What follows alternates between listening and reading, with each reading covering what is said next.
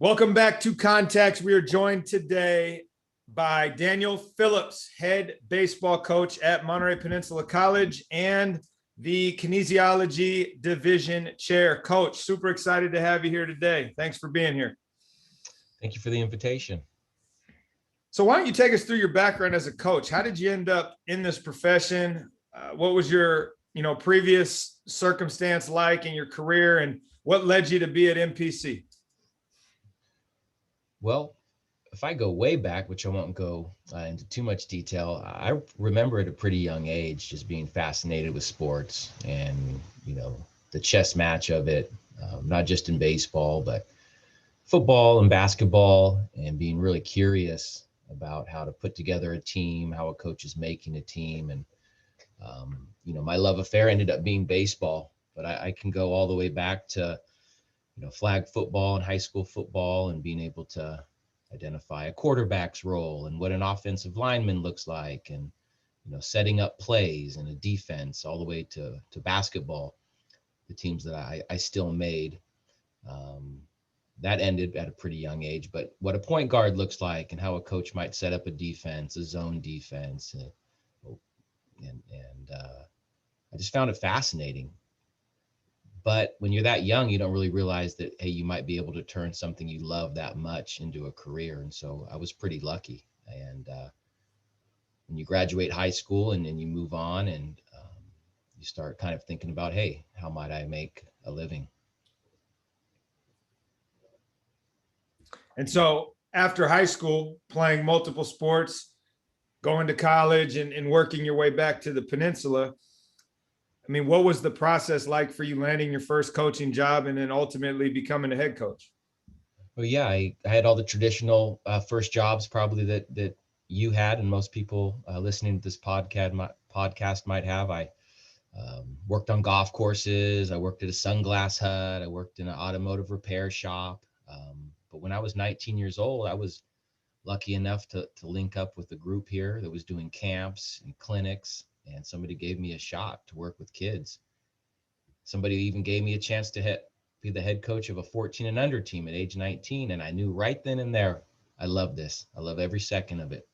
And going to college and playing college baseball, being a full-time student every summer, I would just link back up and take on more. And next thing you know, I was coaching a 16 and under team, and traveling, and again, doing camps and working with groups of kids, and sharing my knowledge, and just loving that team environment. Everything about it I loved. And so it started opening my eyes of, I don't want to do anything else besides this. I don't want to work at Sunglass Hut. I don't want to wake up at 5 a.m. and work on golf courses the rest of my life. I had no other career I wanted to do. So I started looking at what level I wanted to coach, and I knew it was college baseball.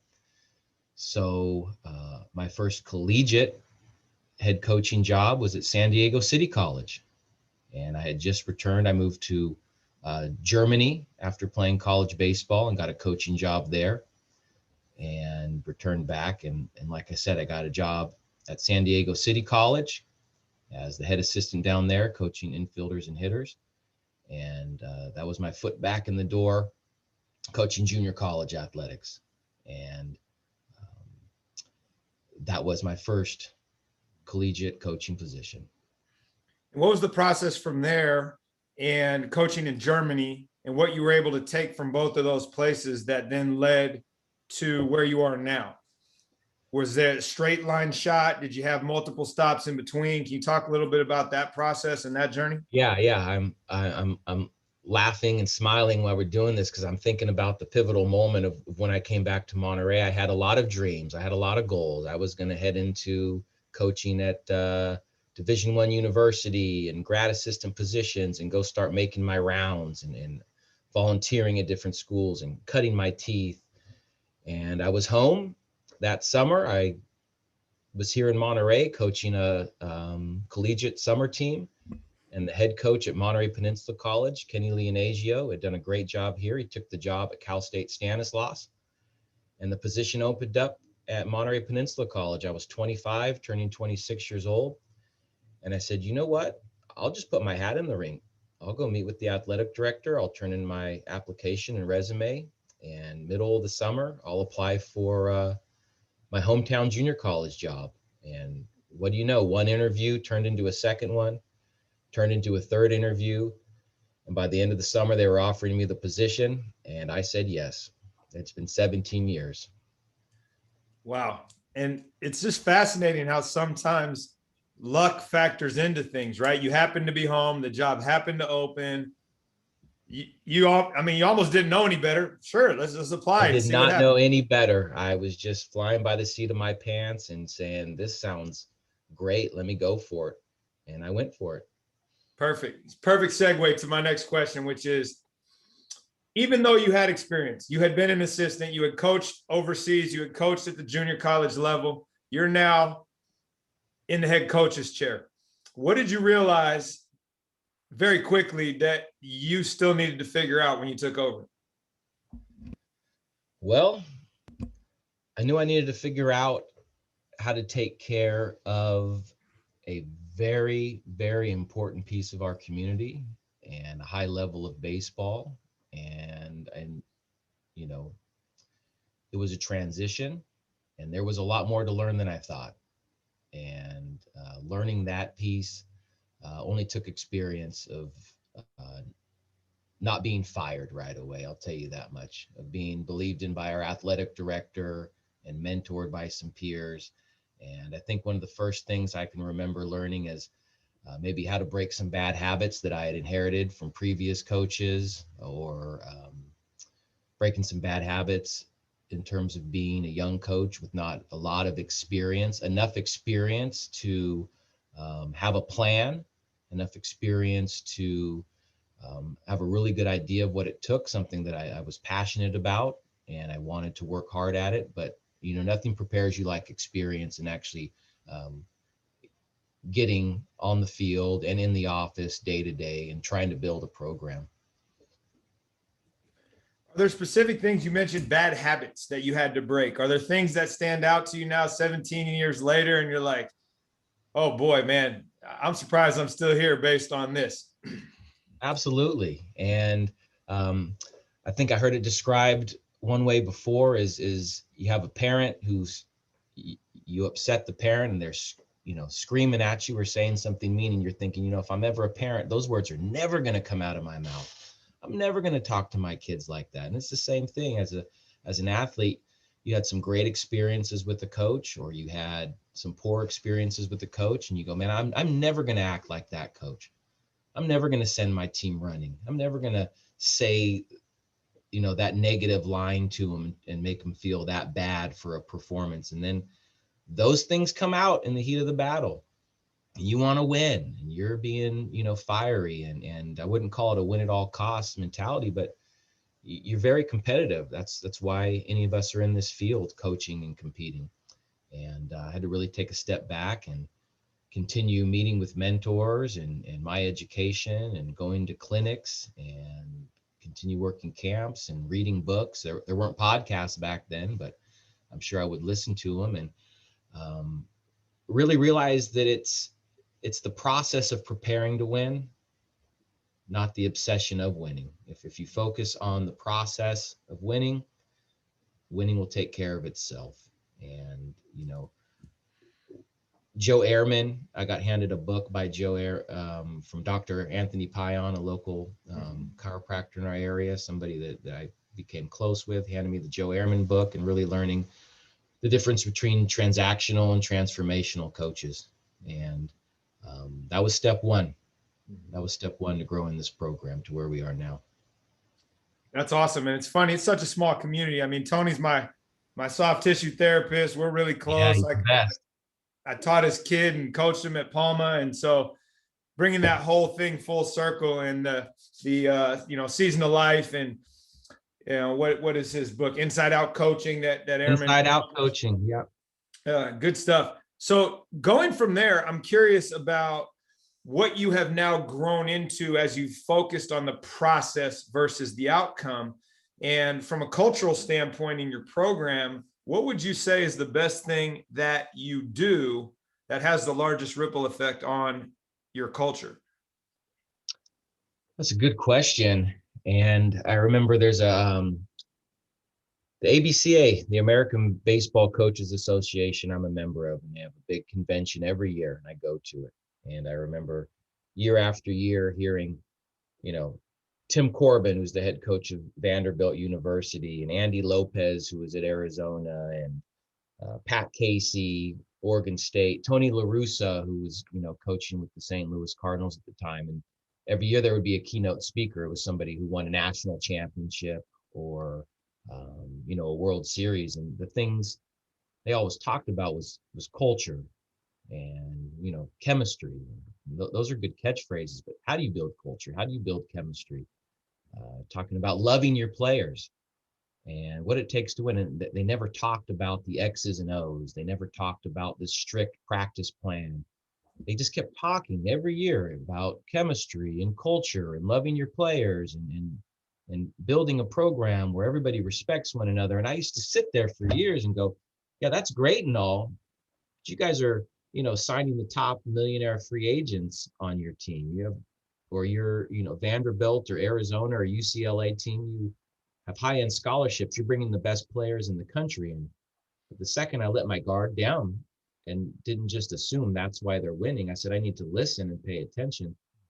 Did I do an inventory on my own program and figure out how I can try to make those changes at the junior college level? And it worked. I mean, it was, respecting the player's identity. It's huge. It was one thing I learned to do. It's not everything has to be a cookie cutter. We don't always have to behave the same way and dress the same way. And the big thing is not expecting the players to meet you where you are at your level, but finding out where they are and going and meeting them first, from what high school they showed up to, what discipline they had established, what their skill set is, really taking a step back and identifying where they are and meeting them first and trying to coach them up, to build them up individually. One of the biggest things we do here at Monterey Peninsula College is try to find a role for every single player on the team. And I can really pinpoint that as something I'm really proud of in this program. I have great assistant coaches. They've bought into that. Whether you're guy 1 through 30, every player has a role. Those roles are clearly identified. And more than identified, the other team members on the team know that player's role. And they're just as excited. This guy's the starting shortstop and he hits third. That's great. This is a starting pitcher. That's great. But what about the defensive replacement outfielder? What about the guy that pinch runs every game? The left-handed pinch hit guy off the bat late in the game, the backup catcher. And if you can work hard to really show a respect for the last guy on the roster, and I heard this from Andy Lopez, longtime coach in college baseball. The 35th player on his roster is his MVP. And I still remember him saying that. And if you look at it that way and you treat that kid with as much respect as the number 1 player in terms of talent on your roster, that starts building some culture. That starts building some respect from the peers. They see coach is not just in a transactional mode of, hey, if you do for me, I'm going to do for you. If you're good, I'm going to treat you well. If you're not playing well, your talent isn't up to par, you get treated like trash in our program. That doesn't happen at all. And I strive to not let that happen. Chemistry is the superstar is a thing I try to echo quite a bit in my program. And I stole that from Tony La Russa. I remember an interview he did, and Albert Pujols was at the prime of his career, and there were trade offers, or was he going to leave and go to the Angels? And he said, I would trade Albert Pujols any moment for chemistry on my team. Chemistry is the superstar, and we can try any way we can in this environment as coaches or, family members or a community to create that, chemistry that you can build. So, yeah. Well, what I'm curious about, because all of those things make perfect sense, and they still make me wonder, what are some non-traditional roles that you've identified to make sure everybody on your team has a role that they can star in, right? You mentioned the shortstop that hits third, right? Or the starting pitcher or whatever it may be. But finding roles for 30 different people that are meaningful, I assume, is quite the challenge. So are there a couple that you could point out that's like, hey, this is what we've figured out over the years and how we've tried to Absolutely. value every single body? It starts with this, which is the best advice I got, and it took me a while to really buy in. The fear of losing, let it go. Don't be afraid to lose. And that's game to game, year to year, and especially in the preseason. But you want to win, and you really want to win every game. And if you're not used to winning and you're fighting for every win, it's hard to let go of that fear of losing and that desire to win as much as you can. And that's how you build roles for players on your team. Starting game one, we usually all, whatever sport you're in, whatever age group you're coaching, there's a preseason before you get to a conference type of schedule. Let go of the fear of losing. And it's hard to do, but we take our time in identifying those roles and getting players into games. And no, this isn't little league baseball where it's re-entry rule or everybody has to get their fair share, but you do have to give your kids a shot. And it might be, this kid gets his opportunity to pinch hit late in the game. This kid gets a spot start. And as you give guys opportunities to come out of the bullpen as a pitcher, maybe he's really tough on left-handed hitters, but he struggles against right-handed hitters. And you've noticed this in your inner squads. You've noticed this in your practices. You've really put the player's experience first, and you've done your best to coach. Well, then give it a shot. Roll the dice. Give the kid an opportunity. How are they going to have success if you don't give them a chance? And if they fail over and over again, well, then you're going to find out. And so I would say that's how you build these roles. And you asked what those roles are. Well, baseball specific, if you're not one of the top starters and you're in the lineup every day or the ball's in your hand on the mound, they are pinch runners. They're defensive replacements. They're guys that are coming in late in the game during blowouts so your starting catcher can take a break. They're pitchers that when you're blowing somebody out or you're losing by a lot, you can put them in the game to eat up some innings, again, for safety issues, to not wear out maybe one of your top end guys. It's a guy that, if he gets 4 at-bats a game and he's a big strikeout type of hitter, but every now and then he can run into a ball. Well, geez, give him a pinch hit every now and then. See if he can get a knock. And there's nothing wrong, and nothing fires up a team more than one of your players getting a spot start that's been sitting there on the bench, working his tail off day after day. His teammates will root for that guy more than you heard root for anybody else on the team. And that builds some chemistry, and that builds some culture on the team. Oh, absolutely. I 100% agree with that last statement, that nothing fires your team up more than seeing one of their teammates who doesn't get an opportunity very often get an opportunity and find success at it. And they will celebrate and rally around those kids. And it's contagious after that. They build on it, and it's just, starts snowballing. And then how are you ever going to have those moments that you were just talking about where the team is just going crazy and they're screaming and they're jumping and they're hugging one another and high-fiving if you don't create those moments for those players? And you have to have roles or they're never going to find those moments. Yeah, no, I think that's a great way to frame that for the listener. So you were a multi-sport athlete growing up. You obviously found baseball, and that's what you ended up focusing on. And I wonder, as a coach, how the multi-sport experience has transcended your baseball specific coaching, but also more importantly, as you navigate a campus like MPC, which is pretty small, you have access to all of your other coaching colleagues and what they do. But what have you learned watching other teams and watching other coaches and other sports that you've been able to directly or modify into a baseball approach? Well, I definitely want to discuss the multi-sport athlete because that's given me way too much credit.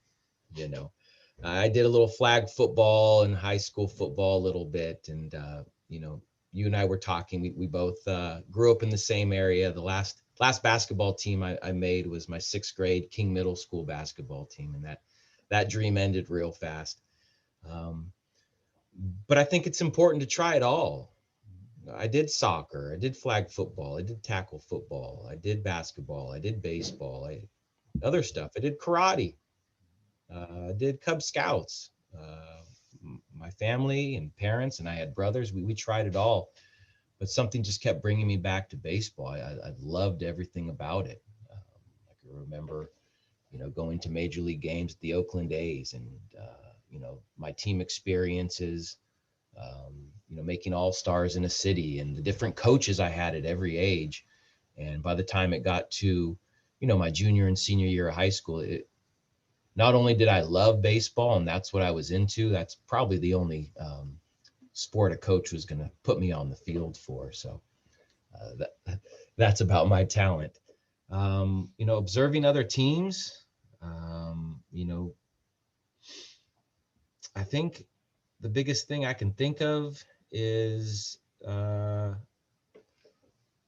you notice right away an opposing team or a team on your own campus, if they have an identity, if they have a confidence, if they have culture. And I know we've brought up the word culture and chemistry, and if you listen to enough coach speak, you hear it quite a bit, and it's easy to talk about and it's easy to want, but when you see it, you know it. And you got to figure out how they got to that point. And I did that, you know. Um, how did I grow into this role, and how did this college kind of grow into the success it's currently having? That was by paying attention to your opponents and maybe a coach that you respected, that you turned into a mentor. And that's some good advice I got. If you see somebody doing something right, if you see something you like, go ask. Go schedule a phone call with this coach. Go, interview him.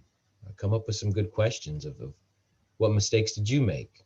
Why does your team play so hard? Why are you so organized? How do your kids buy into what you're selling so well? And because it's obvious, I see your team show up, I see them play, and it's a different experience than maybe watching another team play. How did you build this?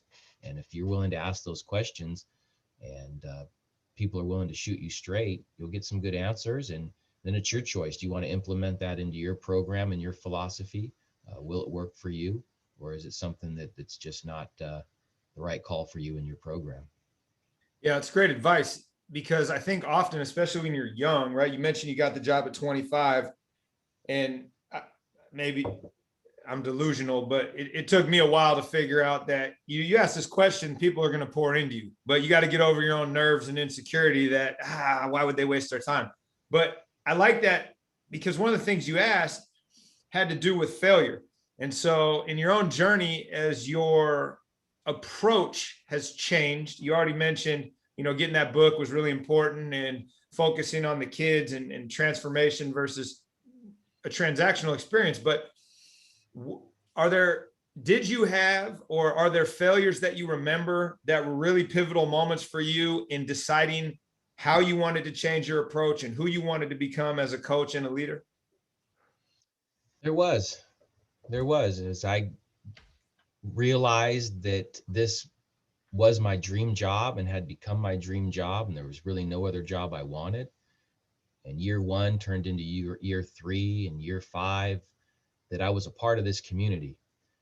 And some of my former players were getting older, and I would be bumping into them. I have former players that are police officers, firefighters, high school teachers, accountants, working at a bank, managers at restaurants. And I realized how unique of a role I have here to be able to have, and I have no secret about it. This is my dream job. There is no other job for me. And for me, it's more than just being a baseball coach here at Monterey Peninsula College. I'm the head coach at my community college. And the word community is just that. You're bumping into former players and families in your community. And when you're getting feedback now from these adults that can better express themselves and share with you their experience, and the things that they really loved about the program, and the things they really loved about their time at Monterey Peninsula College versus the things that, they're going to be honest, they're going to bust your chops a little bit and bring up an incident, and you can then reflect and have these conversations, these honest conversations, and they help you grow. And so what we've really been able to do is put the player's experience first. And that's something that's really important to me for the last, I can remember the year, 2013, of just thinking I need to put the player's experience first. This might be their last experience playing college athletics at a junior college. I'm willing to do the work. I'm willing to buy in on all the clinics I've attended, the books I've read, and let's just focus on how we can make the best experience for the student athletes, respect their identity, focus on the process instead of the result. And it's meant everything. It really has. Awesome. So on that note, 2013 is now 7 years ago when you had this, I'm going to call it a revelation, but an awakening of what mattered relative to what you previously held as the focus of your approach. What would you say you have most recently changed your mind on? Let's see. Cell phones, you know, to make light of that, we have to have some new cell phone rules and rules on social media, and just but what's really developed is just not trying to control everything. And again, going back to meeting these players where they are, instead of expecting them to show up on day one, expecting they know everything, all the etiquette, how they're supposed to behave, what their voicemail is supposed to be like, what their social media page is supposed to be like, how to wear a uniform, what being told no means, and always starting from ground zero. Mm-hmm. And ground zero on day one of practice or tryouts, whatever your circumstances, isn't day one from 10 years ago. And if you're coaching long enough, day one isn't day one from 15 years ago. And to be honest, starting from ground zero isn't what it was 3 years ago. Things change. Student athletes change. What's acceptable has changed. Work ethic changes, but your standard has to be to meet these kids where they are, hear them out, respect their identities, try to work on the process of winning, and just continue to bring it back that. Focus on what you can control. And no one wants to turn into that grumpy old coach that says, well, this is the way things always were, so this is how they're going to be. And that's not going to lead to success. So you keep mentioning this respect their identity piece, which really leaves me curious, because that is, I would say, very different culturally over the last, I don't know, let's say 5 years than it was, especially when we were growing up, right? It was like you fit into this nice little box and you do it my way or the highway, and you keep coming back to that. Is there something that was a moment that led that specific piece to be front of mind for you, where it's like, I need to see this kid as an individual and who they are and what they want to become versus what I think they need to be? Absolutely. There was small things I started changing year by year, and I saw the immediate change in their body language. I saw the immediate change in their them having fun and the way they interacted with me. And it could be something simple as, hey, we don't all have to wear matching cleats. You give them, they want parameters of what they can wear, and you let it happen. Their hat, it's baseball. So, some kids want to wear their hat backwards before practice. Some kids want a flat bill. Some kids want a crooked bill. Some kids want to have long hair, short hair. It's not always about the look. It's about their personality too. Paying attention. This student athlete is extremely quiet. He's hardworking. Let him be. This student athlete is fiery. He yells a little bit. He gets upset with himself. Let him be. Let him work it out. Let the kids, work it out as teammates and friends. Like I said, I grew up with a bunch of brothers, and you can usually fool your parents sometimes. You can fool your coaches. You can fool your teachers, but you can never fool your brothers. They always know what's going on. And if you leave it up to the team, they can usually problem solve something in-house before you intervene. Also something I learned along my journey. And your question about respecting their identity, we do a few things here. We want them to stay within our guidelines. We have a lot of rules. If you're a coach, that you have rules and you have standards. And I think that to have a successful program, you need to be really, really clear with what the standard is and not accept them not meeting that standard. But you got to make sure your standards aren't too high. And having, my tenure here, I'm coaching junior college athletics. So the standard for me is probably much different than the standard of somebody coaching, at UCLA, when they have full scholarships and travel budgets and private tutors and, 5 paid assistants and top of the line equipment. You have to identify, well, what's the standard? What realistic limitations and expectations are we putting on an 18 and 19, 20-year-old kid right out of high school, at a junior college with, minimal financial, support or athletic ability. They're still developing it. And it was experience learning that standard of where I was going to draw the line. And once we have that line, it gives them a lot of freedom and it's really clear. And I don't know how much I need to get into drawing that line. If you're a coach or a parent, when somebody goes too far. The simple stuff of being on time, respecting your teammates, really following the team rules of being on time, working hard, and being accountable. Those type of things. And yeah, you'll see each year, each generation changes a little bit, and you got to be ready for that change. You got to be nimble. Well, it just sounds like, from an objective perspective, that you're creating enough guardrails to find success and hold the group accountable, but you're also creating an opportunity for freedom and self-expression and the identity piece, which with this generation is so important, which is then ultimately pouring gas on your culture fire versus snuffing it out. So I really like the way you described that.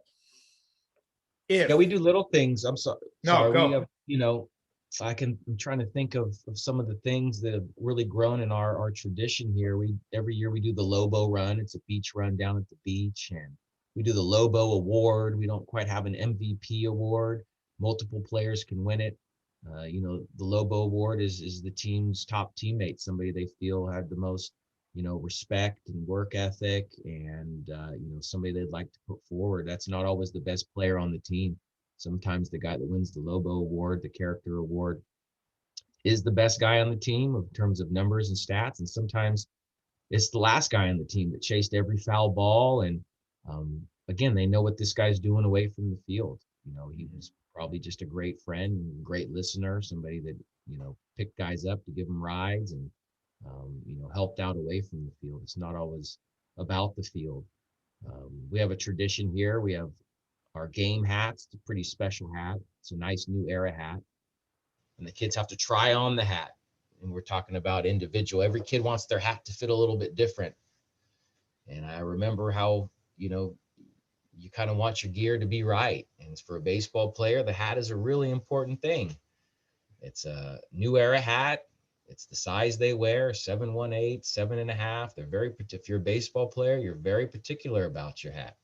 They all get to try on their hats. Which one fits them right? Do they want to curve their bill? Do they want the flat bill? And then I take the hat away from them. They get to put their name, their initials, or their number in it. It's their hat, but I keep it. And until you make the team and you finish that Lobo run, it's the beach run down on Delmany Beach, they get that hat, and it's their hat. It's their hat with their name and number in it. And that's one of the top questions I get bumping into a player 16 years later after he played for me is, "Hey, coach, you guys still do the Lobo run?" Absolutely. They still get their hat at the end of the run? We do. And so I'm striving constantly to find those kind of tradition moments, those kind of things that I hope to bump into a player 10 years later. And they're going to say, "Hey, coach, do you still give out the Lobo award? You guys still go on that road trip? Do you still say another day in paradise every day at practice?" Yes, I do. And so those are the things that you strive for. Awesome. So I want to wrap with this then. As you've evolved this program over the last 17 years, if you could jump in the DeLorean and go back in time and have a do-over, what advice would you give your younger self? Oh, the DeLorean. Well, I don't have the flux capacitor. It's broken. So it would be trouble to give me a working flux capacitor to jump in that DeLorean, but I don't know, because it's a tough question. If I went back to give myself, advice of what to do, of, hey, you might want to go cut your teeth at a few other stops. You might want to go learn the ropes a little more. You might want to find some different mentors and get more prepared for these opportunities. I wouldn't have landed where I am now. It's, to have my dream job and be able to get it so young. I think if I could go back and talk to myself, it wouldn't have been talking to the 18-year-old or the 20-year-old or the 24-year-old and telling them to take a left here, or don't go to this school, take this job. It would have been talking to myself when I first got this position and said, this is your job. You're going to love this. Don't have one foot out the door looking for a university job or a bigger job. Let go of your ego. Start now on day one, really focusing on the process, really focusing on building a program, and focus on being a part of this community and trying to build the best, student athlete experience you can. Everything we've talked about in this interview, I would have gone back and tried to tell myself that, of just, hey, try to transform these kids. It's not a give and take. Make sure that you realize you're going to know some of these players the rest of your life. They're going to be living in this community. You're going to be living in this community. Don't be afraid to lose. Let down your guard a little bit, and don't be afraid to get burned by a player or a parent or another coach. That's part of the journey, and you don't want to be somebody that's so scarred that you're not willing to love your players and be a little bit more vulnerable amongst your peers and the players that come through your program, because it's going to pay off. And that's what I would tell myself if I could go back, that start doing the work now. It will pay off. You'll see. And I wish maybe I had that DeLorean. Well, it's a great answer. And I think you hit on all the key points that you've brought up throughout this conversation, right? Which are put the student or the athlete at the center of the equation, make sure that you're about process and not outcome, take risks, be vulnerable, all the things that most of these successful coaches that I've had a chance to talk to in my life have all made a center of their own identity. And so thanks for sharing that and wrapping that up in a nice little bow. I think it's really going to benefit any coaches, administrators, parents, athletes who get a chance to listen to this. So appreciate you taking the time tonight and putting something on wax for us. Yes. Thank you for giving me the opportunity.